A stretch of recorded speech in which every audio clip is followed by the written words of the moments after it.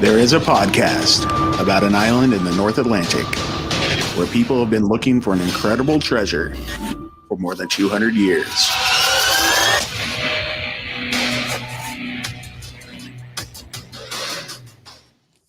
Hello and welcome back to Could It Be? An Oak Island podcast. We are your hosts, Deidre and Dustin White. Hey, we got something special happening today. Yes, so today we have a very special guest on the podcast. He's an icon and has been in the entertainment business for decades. Yeah, his voice work in video games include roles for Star Wars Knights of the Old Republic, the Da Vinci Code, Final Fantasy 15, The Last of Us Part 2, and most notably as Jim Raynor, the lead in the StarCraft universe. His TV acting credits include work on The Waltons, MASH, The Young and the Restless, Matlock, Three's Company, Columbo, The Big Bang Theory, Young Sheldon, and Doogie Howser, MD. But his acting credits include film voice work for the movies such as Mulan, Hercules, Aladdin, Beauty and the Beast, Captain America, Winter Soldier, Captain America, Civil War, and as Charlie himself in Charlie's Angels. He also is a narrator, and his credits for narration include Star Wars, Empire of Dreams, Ancient Aliens, and for the purposes of this podcast, we know him best as the narrator of Beyond Oak Island and The Curse of Oak Island. We proudly bring to our listeners somebody that definitely deserves some kind of lifetime achievement award in the not too distant future, the legendary Mr. Robert Clotworthy. Welcome, Robert. Wow, that's it's quite an introduction. I'm impressed. You really had to go into the Wayback Machine to pull out MASH and the Waltons and Emergency. Okay. And as far as Oak Island, maybe they're going to, if people get frustrated, they may toss me down into 10X, never to be heard from again. But we'll see. I highly doubt it. Besides, 10X is looking to get stable this next year, according to that most recent episode. So it's pretty exciting, isn't it? Yeah. Yeah, so much fun stuff happening on Oak Island. We loved your work on the Beyond Oak Island as well, and we want to touch on all of that today. So we'll just begin with some questions, right? Yeah, so we have listeners' questions, we have questions, all the questions. Yeah, just to prove that it's me, I guess I should say, is it possible? Could it be? All right, now you know that it's me. Yes. Well, that's actually perfect because our first question is about a certain phrase. So. Right. Yeah. Your iconic phrase, could it be, is our namesake. So thank you for saying it all the time. We appreciate it. Which, of course, leads to the first question. Did you come up with the phrase, could it be, all by yourself? Or was it already written in the script? And that's a question that comes from Teresa on Facebook. Well, that's a great question. I have to give credit to the late producer Kevin Burns, the man that created Ancient Aliens and The Curse of Oak Island. He was a marvelous writer, and I think we actually first used "Could It Be" with Ancient Aliens, and it was something that kind of moved over into The Curse of Oak Island. Now he wrote it, but I made it my own. So I guess the two of us worked hand in hand to create a catchphrase there. And whenever I say it, I know people are excited about it. They really have taken to it. I to be honest with you, I don't know exactly why, because it's just me saying it. But at the same time, I know that when I do it, I'm having a lot of fun, and I know the audience likes to hear it. So whenever I say it in the show, I'm kind of giving a little acknowledgement, a little wink to the people that are tuning in, letting them know that I know they're there, they know I'm there, and this is a kind of a little. It's like with oh God, what's her name that used to like do this to her ear to kind of do that little secret signal to her mom. Well, that's my my way of acknowledging everybody that's watching. I always try to change it up a little bit. Well, how many different ways can you do it? But I mean, we really appreciate it because it's just, I don't know. I look forward to, I listen very carefully for when the Could It Be comes across, because we don't get it every episode, but when we get it, we cherish it. No. We don't want to wear it out. Oh, no. We're like, oh, that was a good Could It Be? Well, sometimes I'll say, could it be possible? Just to kind of throw you a little bit.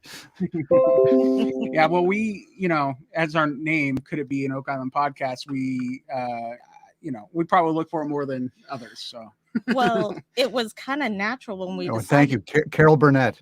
Thank you. oh, Carol, Thank you. yeah, People are out there bailing me out. Something going, that actress that did this, Carol Burnett. Thank you. gotcha.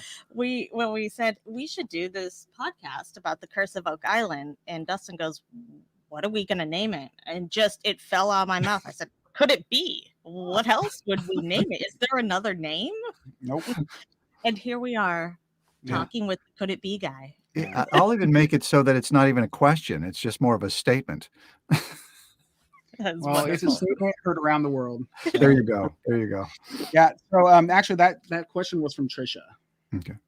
What I Well, must thank you, have said- Tricia. Yeah, I think you said Teresa, but that's Oh, I fine. probably It's did. totally no big deal. All right, so we could probably talk to you all day and cover your extraordinary career, like we said at the top of the episode. We have, you have credits. We didn't even do a third of your credits, not even a quarter of your. Yeah, credits. you pulled all the ones from the 1970s and 80s, and nothing even of this millennium. A couple. We did. Only a we couple. did mention Ancient Aliens, and we did mention Curse of Oak Island, right? There you go. Yeah. So, however, so your relationship with Prometheus began like in 2004 with Star Wars: The Empire of Dreams, right? That's right. And That was the I've first one. seen that. Yeah, I've seen that documentary probably 10 or 15 times. I love it. One of my favorite parts is when you're talking about George Lucas's hometown, because that's my hometown. I grew up in Modesto, California, and I just love Star Wars as well. So before you landed that gig, were you like a Star Wars fan at all? I mean, who wasn't a Star Wars fan? I actually saw it at the Chinese theater when it first came out. So yeah, of course. And I was a huge fan of George Lucas, and I'm really a fan of mythology and storytelling, and of Joseph Campbell. So when Star Wars came out, it was basically that formula, and so it mesmerized me as well. And I had friends. I think I knew Mark Hamill at the time, because we were, everybody was bouncing around as an actor, seeing each other at auditions. So I'm sure I ran into him, a few times at that point. And, there were people that were in the movie or were cast and almost going to be in it. So it was one of those things that we would talk about quite a bit as a young actor in Hollywood. I wish I had been in it. I would have loved that. But eventually I did get to work with George Lucas on Empire of Dreams. Yeah. Well, it's a great documentary. It's on Disney Plus if anybody wants to go and watch it. Nominated for an Emmy. Yeah, it truly is great. What it is, it's the making of the original trilogy. And the documentary that I did was a 2-hour standalone DVD that came with that re-release of the first 3 films, episodes 4, 5, and 6 on DVD. So, and everybody was in it. Harrison Ford, who does not give interviews, certainly doesn't like to talk about Star Wars. He came on for this. So everybody is in the documentary, and it truly is fantastic. Yeah, it's a really big deal. Like I saw it on the DVD when I bought those special edition DVDs. I hadn't even watched Star Wars until 1997 when it was the 20th anniversary. My family didn't expose me to it, I guess, but I love Star Wars, and Deidre's a big fan too. Yeah, we did another documentary with George Lucas. It was called The Legacy Revealed. I don't know if you've seen that one. Of the two, that's actually my favorite.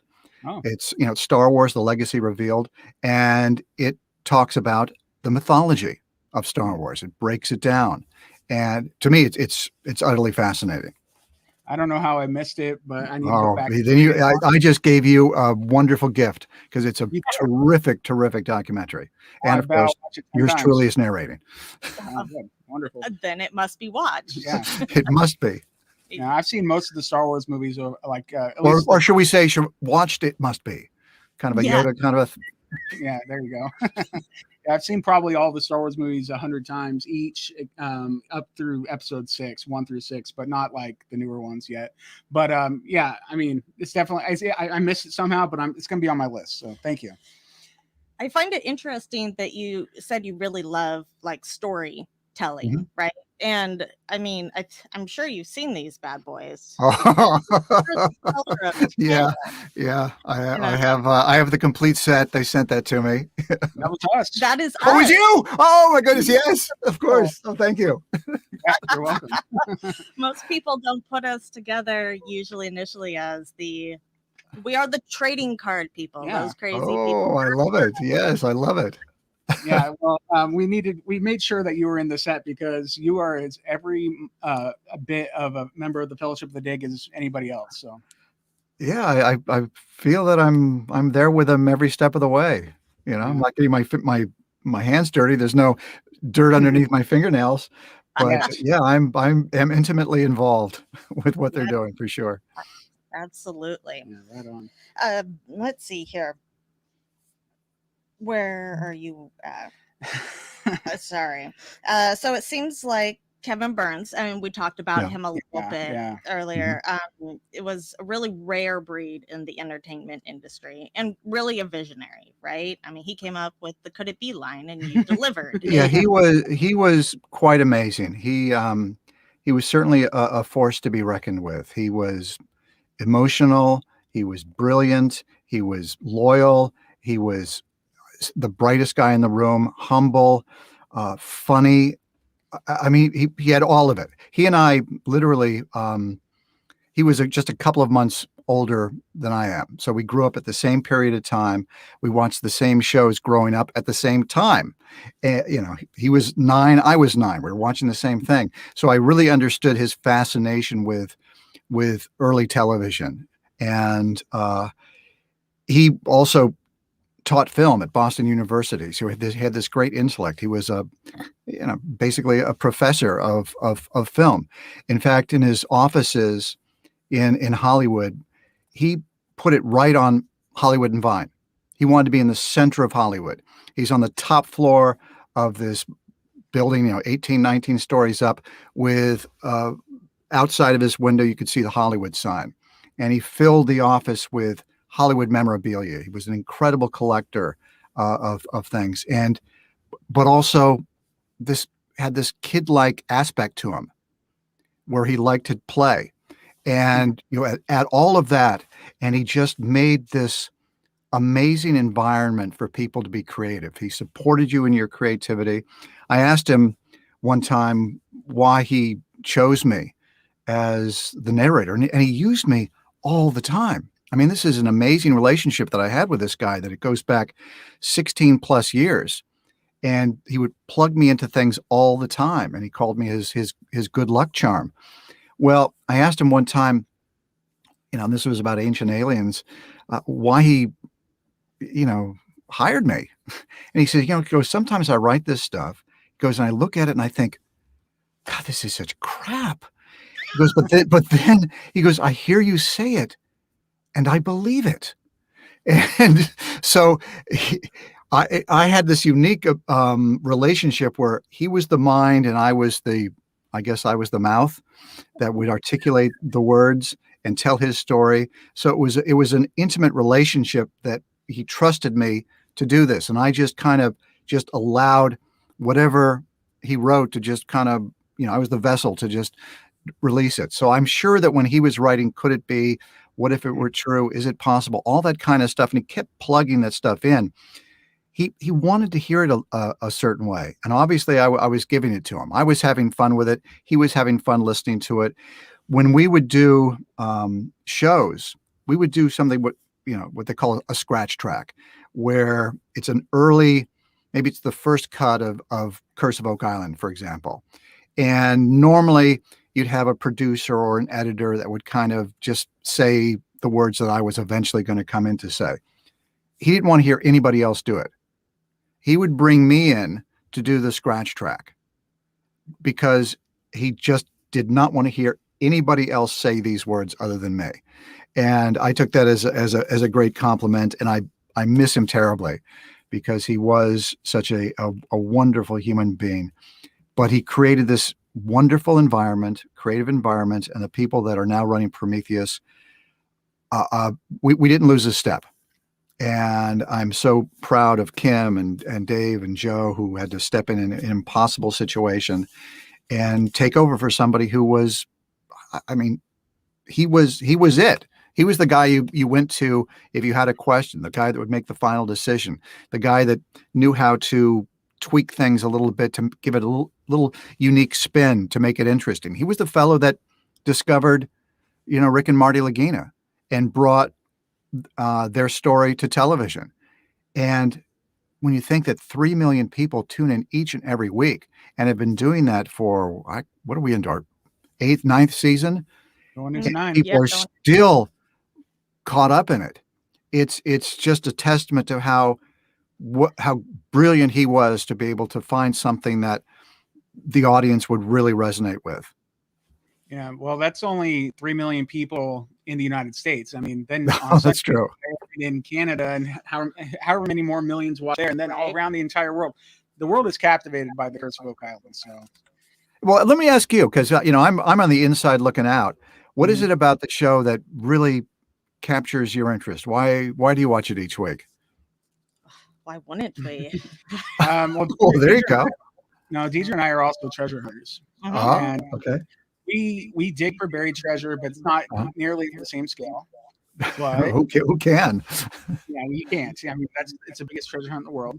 But we dig for buried treasure, and we know how hard it is, and we try to convey that to our audience.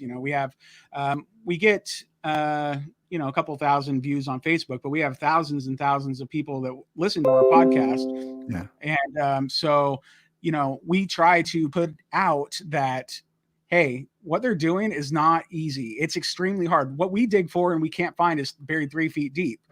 What we're looking for is over 100 feet deep, maybe 200 feet deep. I mean, it's one of the hardest things to do. And then we have guys like Tony Sampson come onto our show, and we do an interview with him, and he tells us, well, try to hit a target like that underwater. Right.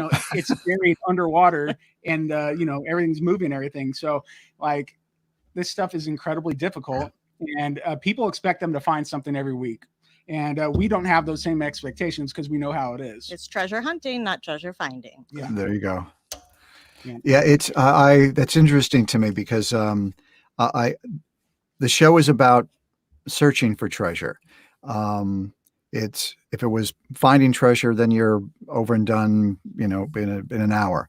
And it's about what it takes, having goals, working within a budget, working with conflicting ideas, working as a team. So it has all these wonderful elements that and everybody's got kind of a stake in it. Everybody, I think, kind of identifies with, as a kid or an adult, you go out there and you search for treasure. Where, you're exploring. You don't know what's out there. You don't know if you're going to find it, where you're going to find it, or what you're going to find. And these guys are legitimate. This is not something they did just for television. No, this was their childhood dream. And I think people resonate also to the sincerity that's there, that these guys are really trying to do something. And I know in that final episode with when Gary Drayton said what he said at the end, that, Rick, we're going to follow you. We're going to stick. We're not going to let you go by yourself, man. We are committed 100%. And it was so from the heart that I think people got let's call a little peek behind the curtain as to the sincerity of what it is these people are trying to do. And whether they succeed or not, what is success? What they find the Ark and the Covenant, that's success? Well, in some people's minds, maybe it is. Maybe the fact that these two brothers worked on this together and through difficult times stuck with it and followed their dream. Maybe that's what success is just committing to a cause and going for it. But I know that the people that watch it, for a variety of reasons, I have people that have contacted me and said they watch it with their family because it deals with things that, it's non-threatening. You can have a 6-year-old watch the show and he's not going to be offended by anything. In fact, he's probably going to be, or he or she is probably going to be excited by all the machines and all the stuff that they're doing. And they talk about issues that the kids are learning at school, or how people work together, or why they're doing this or why they're not doing that. And it opens up the discussion within the family that is healthy.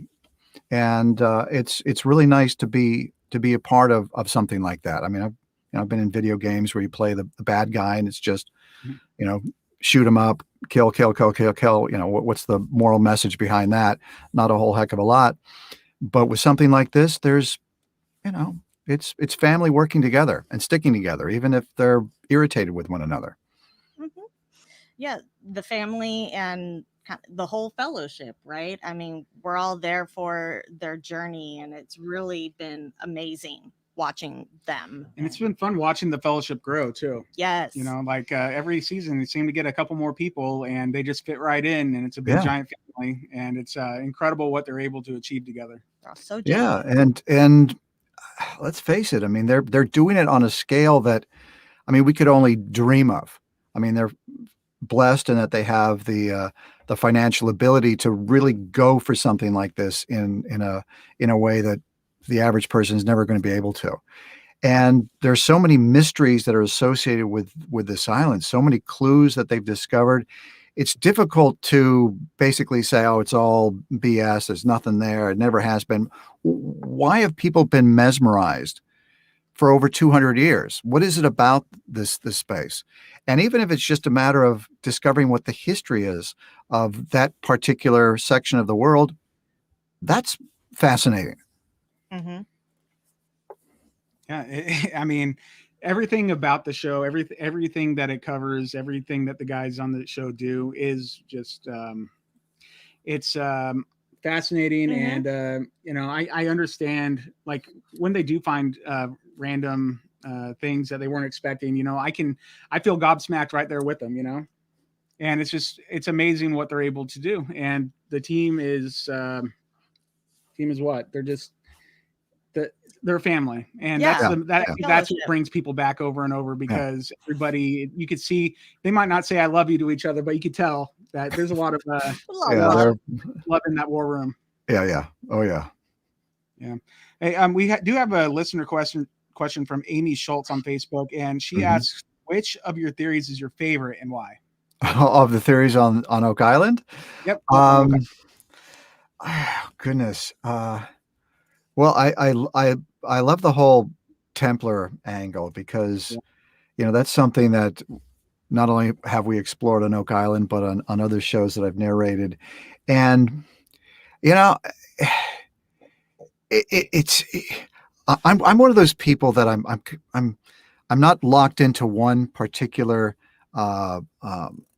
idea as to how, or theory. I'm kind of open to all of it, because I love to learn.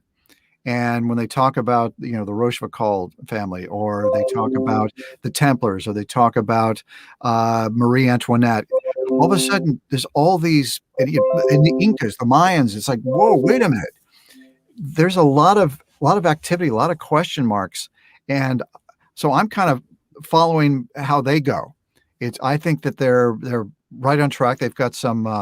Well, I don't want to give anything away, but they've got some pretty cool ideas as to what I think their next attempts are going to be, and I admire the guys. I'm as you can tell, not only am I the narrator, but I'm also a fan. Good. That's awesome. Very invested, I'm sure. Yeah, as we all are. Yeah, so we did have that end of season drilling down episode with Maddie Blake, where Craig, Alex, Jack, Rick, and Marty, they all said they hope the Templar, or the treasure, is Templar related, like you. And that's what I feel. I mean, if we can have anything, please be Templar. The Templars were involved with everything. If the Templars are involved, that opens up so many avenues to explore. Yeah, well, that cross that Rick and Gary found a few years ago, I mean, what an artifact. Really? Yeah, come on. What, 16th century? Really? Okay, well, how'd that get there? And it looks just like the cross they saw months before in France. Yes. I mean, it's amazing. I just... Deidre's gobsmacked. I'm gobsmacked. I can't even... It's so much. Yeah. So do you think that there's any chance that the treasure has already been collected, for example, to fund the American Revolution, like it's been presented on the show, or by some other group? Do you have any, or do you feel like it's still there? My guess is I think there's still something there. I think that over the 200 years, I know we bring up Samuel Ball a lot. That he was, I think I'd call him a simple cabbage farmer. I've probably said that just about as many times as I've said could it be? Right. And the question is, how could a simple cabbage farmer end up being one of the most wealthiest men in that region of Nova Scotia? Maybe there was a lot of money to be made in cabbages back in the 1700s. Doesn't seem like it would be a huge moneymaker, but maybe they eat a lot of cabbage up there. But my guess is he probably either discovered stuff, stumbled into stuff. It was, I think that there was a lot of stuff that was put there over the years. And did he find a portion of it and spend it? Yeah, that's a pretty good guess. That's something that he probably did. But my guess is there's still something there. I mean, just finding the road that they're finding, the stuff that they find when they drain the swamp or Smith's Cove, and it's like, why would somebody build something there? It makes no sense. I mean, it's not like you just, it's not like you're just, I don't know, just it takes time and effort. Yeah. And it's not easy to do. Like you said, I mean, you're going to build a road in Nova Scotia. Okay. And you're building it in the 1600s. You're bringing in rocks. Okay. How many people are involved in this? It's a big endeavor. It's not just a couple of guys with a pickaxe. Yeah. And, one of the things that they have touched on the show in the past is like, all right, if you're going to dig a giant hole to retrieve the treasure, you're probably not going to fill it back in and just leave no traces behind. So that lends to possibly it being more of a not found, right, in my brain, because like they would have left some kind of evidence behind. We don't know. We don't know. There's more searching to be done. And these guys are not giving up. If anybody's got an idea, grab a shovel, come on up to Oak Island and just start digging. I've made some jokes. I say on the show, what did I say? 200 years, solving a mystery that has eluded, the key to solving a mystery that has eluded researchers for close to 200 years, over 200 years. I tell people now that we have a little bit of it's a lockbox outside of the war room. It's clearly marked that says, place the key to solving a mystery that has eluded researchers for more than 200 years here. So if you've got that key, just kind of pop it in there, and we'll work through it and eventually unlock that the little lock. Yeah. So if you got the key, bring it on up. Wow, we better find it. Then we could have a seat at the war room table. I know. There you go. All right. So we actually have something a little bit special planned for you. Yeah. So something, I mean, we've tweeted back and forth and such, about our Clotworthy moments, and we have asked, a lot of people have also asked if you've been into the island before, and we know you haven't. Unfortunately, I have not. I hope to go. I've kind of put the feelers out a little bit. I know I've heard back from Laird Niven, who we tweet back and forth every once in a while, and he would love it. Mm-hmm. It's just a matter of, I guess, scheduling it more than anything else, because once they're up there working, I'm usually down here working. So it's difficult to, especially last year where, who knew whether we were even going to have a show or not. Right. But I would love to go up there. Mm-hmm. Yeah. And, I know you'd love to meet the guys and such. So our goal, of course, was to maybe bring some of the island to you, since it's been a couple of COVID years, and we can only do so much from here, but maybe do a little bit. So first off, let's go ahead and bring in one you have spoken about with Laird. Hey, Robert, how are you? Laird, how are you doing, my friend? Doing all right. Oh, wow. What a surprise. I love it. It's great to see you. Yes. All right. And then I'm going to go ahead and add one more for you. We have also Taylor. Mr. Clotworthy. Good. Nice to meet you. Yes. Pleasure. I say your name a lot. It's my pleasure. Oh, yeah. Do you have like a tally board of how many names you've said the most, Oh or my like goodness. winning? It's gotta be I think that the number one has got to be Rick and Marty Lagina, because it's usually just the two of them together.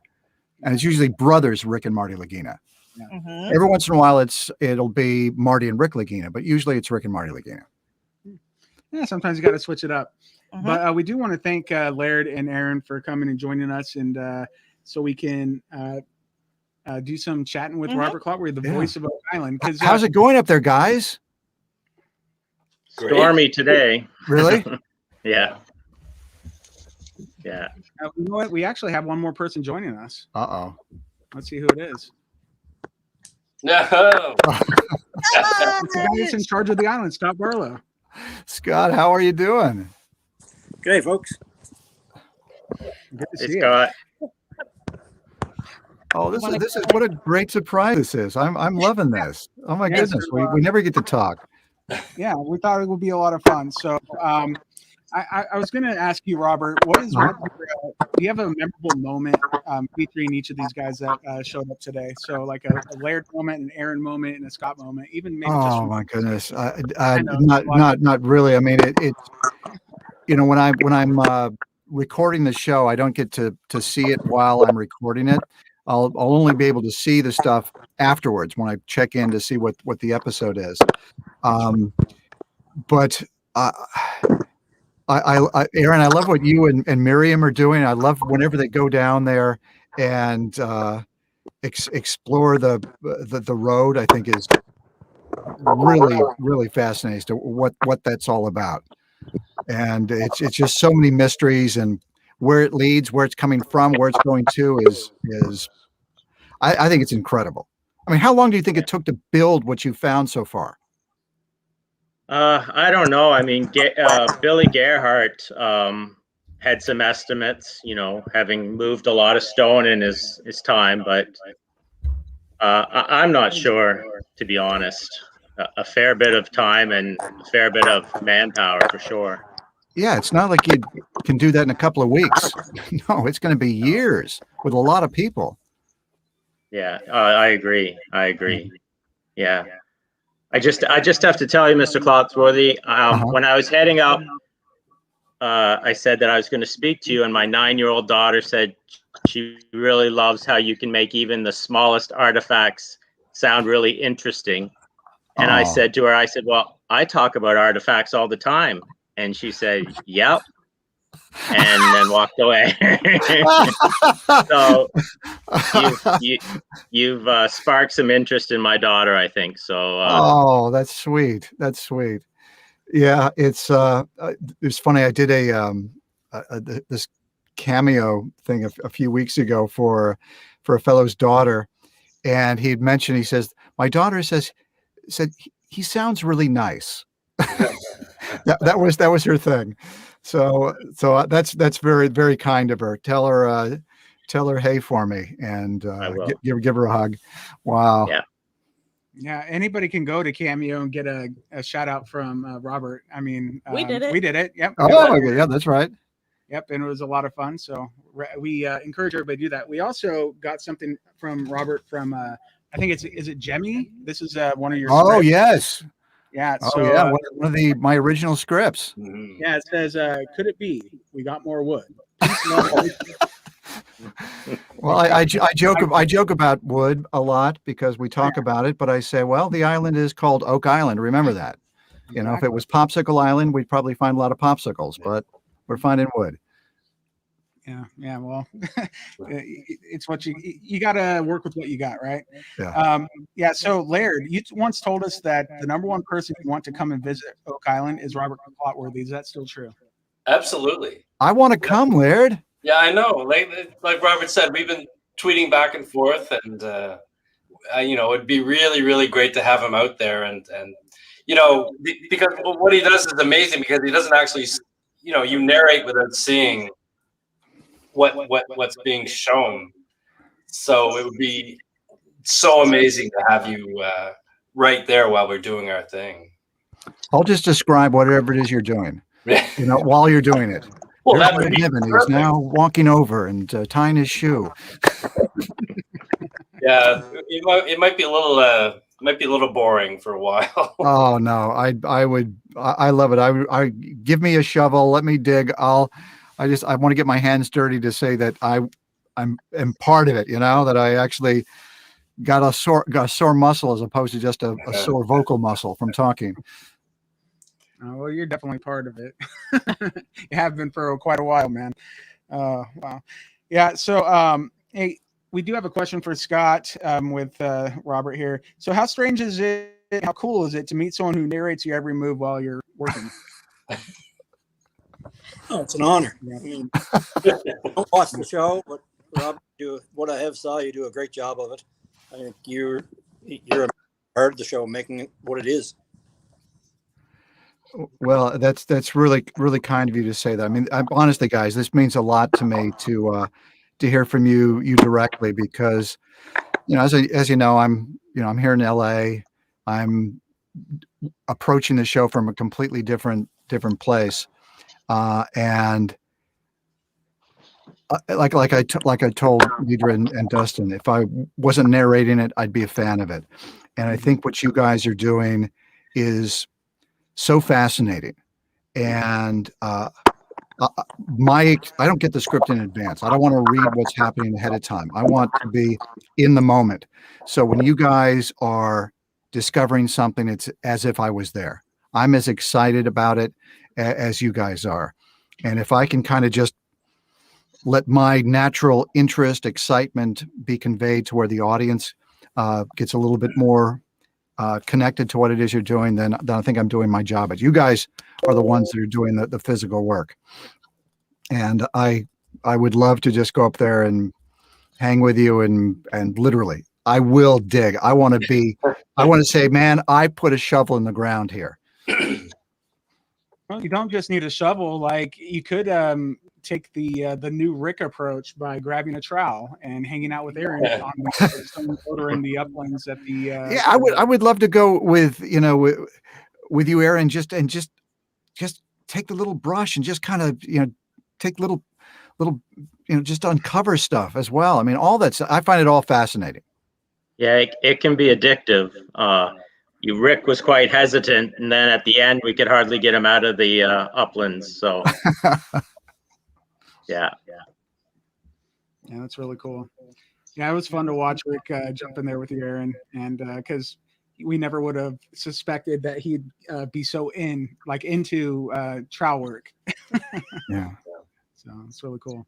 It wasn't Gary's comment at the end of the final episode was so genuine and so from the heart. I mean, it brought a tear to my eye just watching it. Me too. Yeah. Yeah, when he said that we'll go with you anywhere to Rick. I mean, yeah. It doesn't get better than that. I mean, it doesn't show much more of like a cohesive unit. The fellowship is a family. So yeah. Sometimes dysfunctional family, but like that's any family. I'd say all families, like, right, Scott? That sums it up pretty good, I'd say. Yeah. All right. So actually, we have one more person to bring in. Oh my goodness, this is my mind is about to explode. Well, good. That was our goal. The thing is, I'm fans of all these guys. I'm like a fanboying out right now. Good. We're fans too. Here, let's fan out some more. Yeah, let's bring in. Oh my God, I can't take it. I can't take it. Yeah, Tony Sampson is here. What's up, Tony? How's it going, sir? Hi guys, how you doing? Wonderful. Tony. Hey, Tony. This is too much. Tony, it's not even my birthday, and like I've got all these gifts I'm getting. How are you doing, Tony? Good. I'm so happy to be able to join you guys here today. I just got off the ocean, and as Aaron said, it's horrible out there. It's blowing and raining. It's miserable. I want to ask you so many questions, but I don't want to know yet. I want to discover, when the fans discover what's going on. But I'm excited about this season, man. Boy, oh boy. I mean, after first of all, you guys dealing with COVID when we weren't even sure whether we were going to have a series or not, a season or not. I thought this last season was probably the best ever. I mean, from this horrible situation we were all in came this, I don't know, everybody just kind of, if it was possible, even bonded closer with this and said, man, we got to stick with it. And also, I think the fans really appreciated this season a lot because they needed that distraction, that release, that place where they could go to on Tuesday nights and just, get out of their own, whatever was going on in their own lives, even if it was just for an hour. And it was so helpful and so healthy for so many people. So it's more than just searching for treasure, guys. You guys helped a lot of people just be in there. We completely agree. Like as viewers, it was it meant the world to us that you guys didn't just go out there and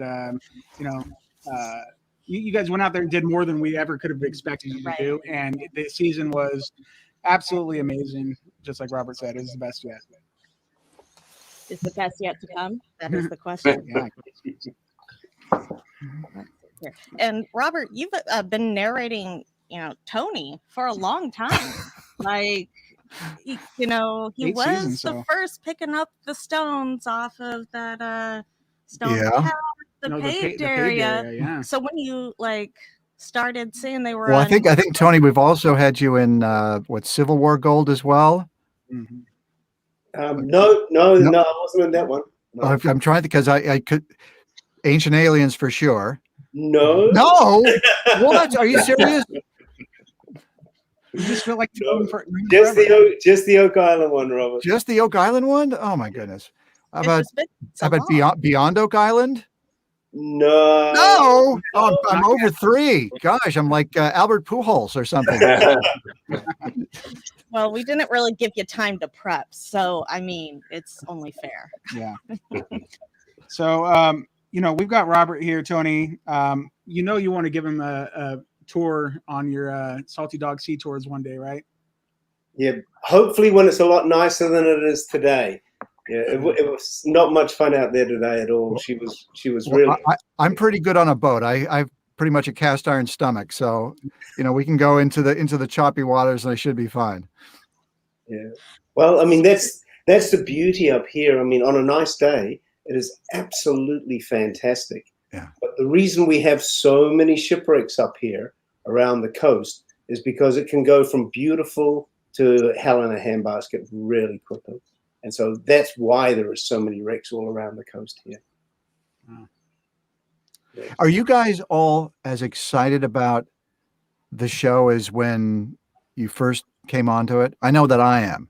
Every time I go in, it's like my first day at work. I have that kind of excitement about being involved with it. Is it that same way for you guys after all these years? Well, I remember at the end of season 4, my first season, I said, well, this is it. They're not going to do anything else. And at the end of season 5, I said, well, this is it. They're not going to be able to do anything else. So, I've moved on since then. Yeah. Well, I remember, the first couple of episodes. I think we did. I'm trying to think. It was like 3 or 5 episodes the first season, and the producer at the time saying, "I don't know where they're going to go from here."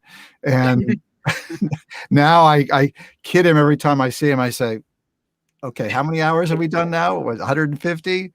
3 million people a week?" Yeah. He's like, So Robert, what do you think is the secret behind the success of the show? Like, why is it so popular, do you think?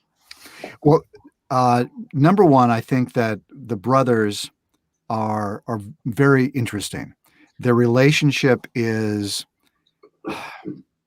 something a lot of people can relate to. I mean, if you have siblings, whatever, I think you can identify with these guys that they truly do love one another.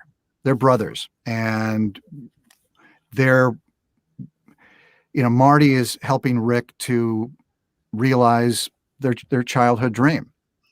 And so I think that's what people resonate to. Number one is that these guys are genuine, that their relationship, the way they work together is really pretty interesting. And it's very functional. I mean, they still have emotions. They still, get angry with one another, but they work through that.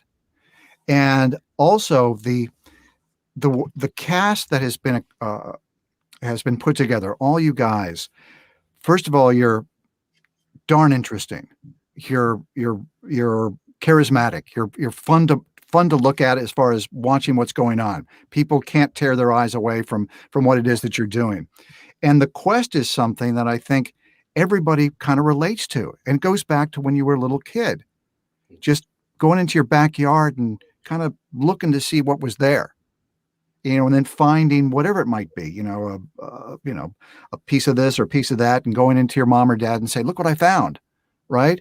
And sometimes they would say, oh, that's very valuable. They pick up, they say, oh, that's treasure. Put that away, save it. So it resonates to that childlike aspect that we all have, that wonderment. And I think as human beings, we're naturally explorers anyway. And the show has been able to bring that to people in a way that I think is completely unique. And also to do it at a scale that nobody could, in their wildest imaginations, could ever anticipate that this is possible, that you'd be bringing this kind of equipment in. I remember one time I was reading in a show, talked about some giant machine that was coming from, I think it was coming from Korea. And it was, specially built. And first of all, I thought, wait a minute, when did they plan on this thing? You can't just order this thing off the shelf and pick it up. You've got to plan a year in advance, I'm sure, if it's some custom machine. And then how does it get from Korea to Nova Scotia? Did they drive it across Canada? Did they go through the Panama Canal? I started thinking about the logistics of it. And to me, I find all that fascinating. I mean, there's also, growing up, if you had a little boy, if you wanted to keep him occupied, you just put like a VHS cassette of a construction site on television. All it is trucks going in and out, cement truck, whatever the heck. Nothing's going on, no story. And they're mesmerized. Well, I think there's also that aspect to it, is that you see this stuff going, you go, how does Billy Gerhardt work that thing? What is this machine? What, it kind of spins and goes down. You've got all these experts doing it. So it's fascinating on so many levels. And then of course it's approachable. Everybody can watch it. You don't have to be afraid of bringing like your 10-year-old to watch this show. It's there's a wholesome aspect to it. And the way that you guys work together is wonderful. I mean, you're giving great life lessons to people. Yeah. And you're all heroes. You're all heroes. It's great. Sorry, I was going to say it's only wholesome since Dave left. So. Right, the outtakes. Right. Oh, we need some outtakes, please. Manny said at one point he's gonna try to get us drilling down with outtakes and bloopers. Crossing our fingers. Yeah. Well, you don't want any of my outtakes. No, that would land me in prison. Well, actually, speaking of, we do have one more thing that we'd like to share here. Mm-hmm. That there was a lot of people that wanted to come and they couldn't. It wasn't in their schedule to be here today. Mm-hmm. But one person came out of his way to record a video for you. Mm-hmm. And so we're gonna play that video here in just a second. Oh my goodness! Pull it up. 3 guesses. The first 2 don't count. This is drilling down. Oh! I don't even know why I bother. I'll never be worthy of the clot. Oh, hello, Robert. It's me, your old pal, Matty. All kidding aside, one of the greatest honors of working on this show is the fact that sometimes I'm even mentioned in the same breath as the greatest to ever do it. Cheers, my friend. I can't wait to see you on the island someday. And I can't wait to see you in Los Angeles one of these days and give you a big Matty Bear hug. All the best. You're the best. Yeah, Matty is a good guy, man. He does a great job. Mm-hmm. boy, does he do a good job. Yeah, he's a cool guy. Yeah, we just had an interview with him a couple of weeks ago, and he like literally. He was a blast. Yeah. Well, he just loves Oak Island. He loves all of you guys. Oh, and, yes. His enthusiasm really shows. So, but yeah, he was basically pretending to do a Clotworthy moment there, but he can't get it because there's only one. There's only one guy. There's only one plot. Yeah. And actually, so on our podcast weekly, we have a vote for the Clotworthy moment of the week. We have not done our recap of the season finale yet because we're doing these interviews, but we've been saving the winner from the last week that we did in this moment until right now. Okay. All right. So everybody gets this is like a roast. I'm loving this. No, this is it's great. a gentle roast. No, this is great. So this is the Clotworthy moment of the week winner from our last episode of the podcast. Okay, here we go. A drop of the drill rod of nearly 18 feet? Could it be a natural void of some kind? So I don't know. I'm like embarrassed at the same time. I'm thrilled and honored. Oh, we have lots of people voting on this every week. It's a big deal for our podcast, so we're honored to share that with you.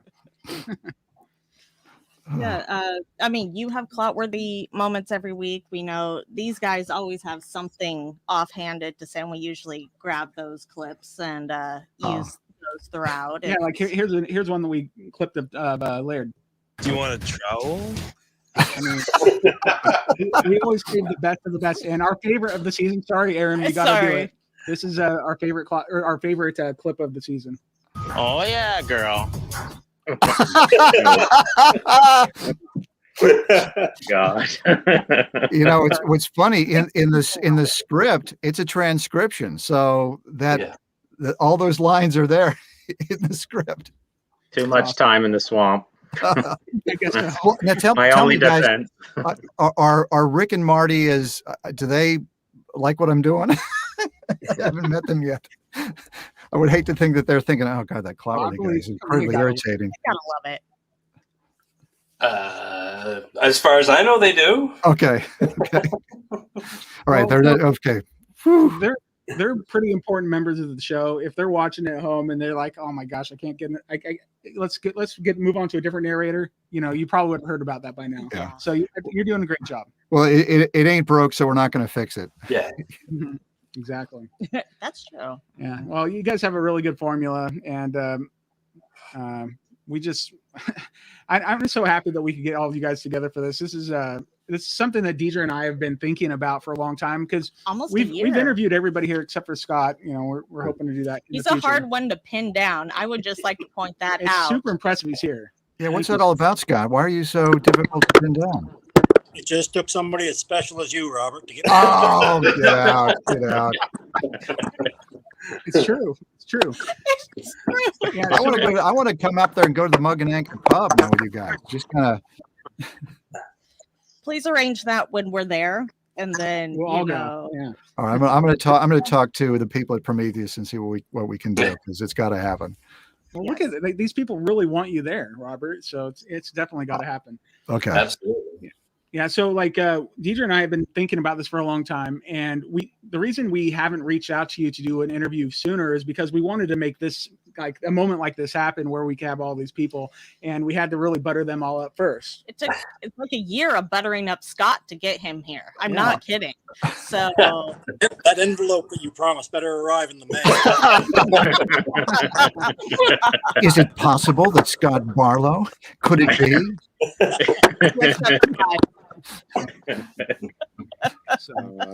Oh man. So we got the Clotworthy moment. We got the Maddie Blake video, and that was so great of Maddie to send to us. Yes. And we're kind of wrapping it up here because we told our guests, our additional guests, that we'd want to hold them longer than 30 minutes, and it's almost to 30 minutes. If you guys have anything else you'd like to say to Robert, please just go for it right now, and we're gonna eventually, or really soon, wrap it all up. Anybody?